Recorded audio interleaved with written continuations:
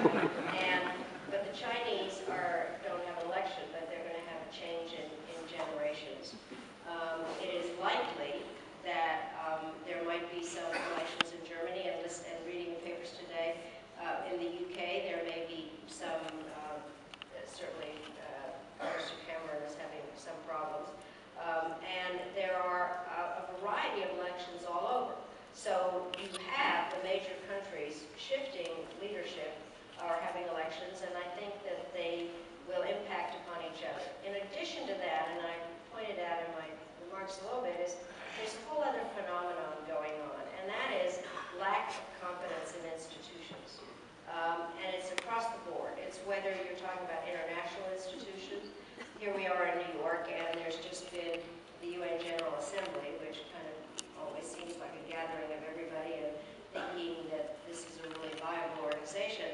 The bottom line is I was ambassador at the UN. It is very slow and very hard to make work, and there are questions as to whether the Security Council is a representative of the world distribution of power, and generally whether it's functional. NATO has just had a big victory. President Obama has just had a big victory. But there are real questions about how NATO operates when those who join a military situation don't do it a la carte.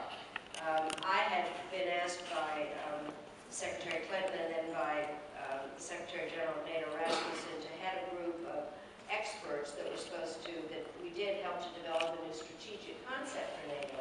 But the question is, how does it behave, especially given the problem of defense budgets and people not living up to their obligations? And the EU, certainly, I'm sure we'll get around to discussing it, but it isn't exactly functional at the moment. So then the bottom line is our own governments have a certain set of problems. And I would say that the only institutions that have the confidence of the people are really at the local level. Mayors and city councils, because they're close to the people. So the combination of that many elections, uncertainty in the economic sphere, and lack of faith in institutions makes this a very, very complicated time. But next year is a very, very, very big deal, and of course next year has already begun in the United States. So, yeah, I mean, I study sort of trust in institutions, and it's the only institutions that have any degree of trust, and these are like global studies, are small business, which is always the hero of everything, and technology. Every other institution out there, no matter what it is, has, the trust is eroded. Media, banks, whatever, going down. It's all going down. Can you just outline quickly in these elections that are coming up, how do the local issues differ from the external or the more global issues for that politician hoping to get elected?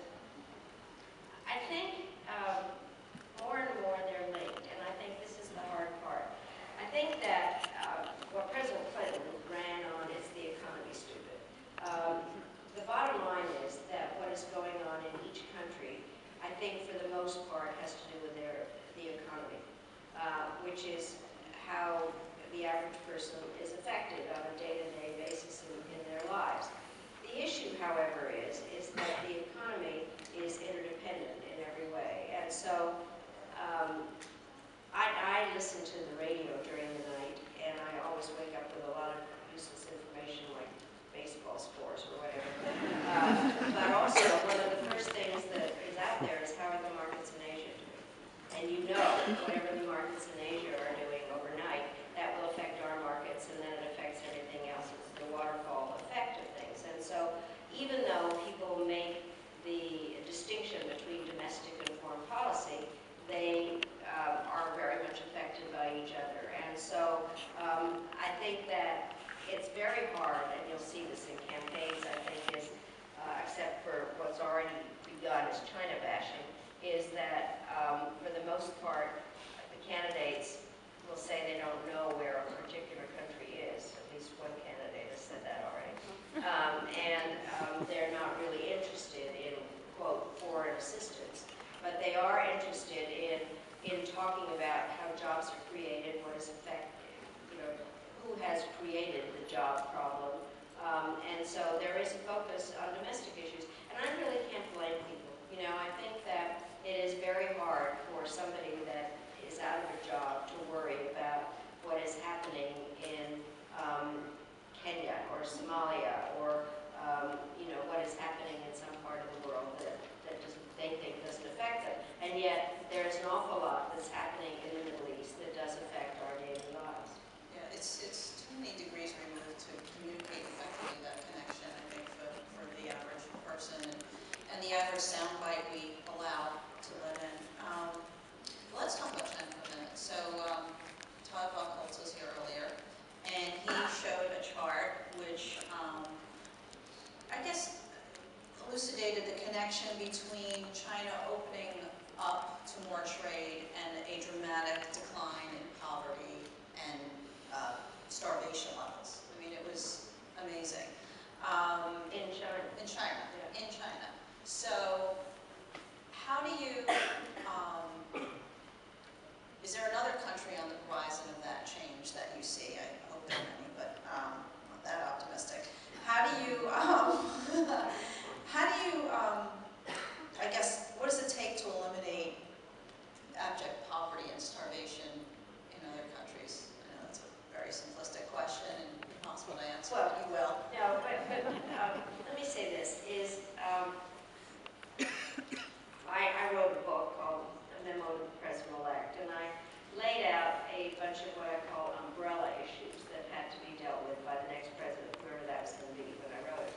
And the first, I mean in no particular order, but I talked about how to eliminate, how to deal with terrorism without creating more terrorists, how to make sure that there's not a proliferation of nuclear weapons, how to deal with energy and environment issues, and then this was before the financial crisis, but something that I had right in the middle was how to eradicate the gap, the growing gap between the rich and the poor. Throughout the world, there are fewer poor people by absolute numbers, primarily due to the fact that the Chinese took the equivalent of the American population out of poverty in China. But the gap between the rich and the poor is growing, and it is very dangerous. And it is dangerous, well, first of all, it's wrong, but it's dangerous to go back to something else we were talking about, technology. Because no matter what, the poor people actually know what the rich people have. And while there is no direct line between poverty and terrorism, there's no question that, in fact, people that are alienated from their societies are more likely to be recruited by those who dislike us. So it's an important aspect to try to narrow that gap. And the question is, what do the Chinese really do to make it happen? Now, this is the hard part. They are an authoritarian society. They are able to redirect some of their components of their industry and move industries to various places and mandate employment. The problem is that they are not without problems themselves from what they have done. I mean, it depends on how you want to look at what's going on in China, but while the huge numbers have been taken out of poverty, there are still a lot of people in poverty, and there is a real gap between urban and rural. There are environmental issues of land being confiscated. I think the question in the larger scope is, why would we bother doing anything about the poor people in other countries? I've already mentioned one national security issue. The other is linked to the environment. The next wars are going to be over water. A lot of what is happening in various countries is environmentally caused. One can argue that genocide in Sudan is because people were moved off their lands and questions about water